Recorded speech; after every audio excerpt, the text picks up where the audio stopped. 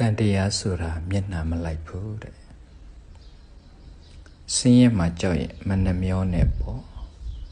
နှမျောတဲ့သူဟာဆင်းရဲတတ်တယ်နှမျောတော့မပေးတော့မရဒါသဘာဝပါပဲရုပ်ဆိုးမှာကြောက်ရင်ဒေါသမကြီးနဲ့ပေါ့ဒေါသကြီးတဲ့သူဟာရုပ်ဆိုးတတ်တယ်တဲ့ရုပ်လှခြင်းမေတ္တာနဲ့ရှင်ပေါ့ဘဝအစဉ်အနှိမ့်မှာကြောက်ရင်မာနမကြီးနဲ့ပေါ့မာနကြီးတဲ့သူဟာတိရစ္ဆာန်ဘဝရောက်တတ်တယ်တဲ့နှိမ့်ချတဲ့သူဟာနှိမ့်ကြမသွားပါဘူးလေအထီးကျန်မှာကြောက်ရင်မနာလိုစိတ်မများနဲ့ပေါ့မနာလိုစိတ်များတဲ့သူဟာတယောက်တည်းအထီးကျန်တတ်တယ်တဲ့မုဒိတာပွားနိုင်မှဒုက္ခိတာအများဆိုင်တာမဟုတ်လား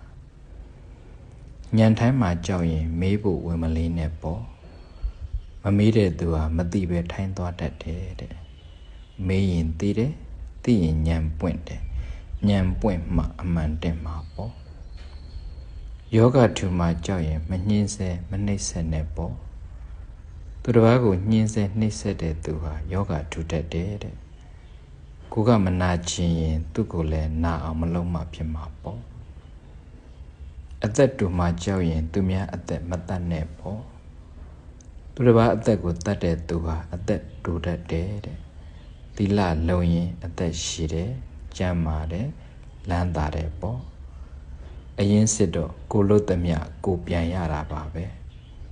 ကိုမှန်သမျှကိုဆန်ရတာပါပဲကိုမှားသမျှကိုအမှားရတာပါပဲ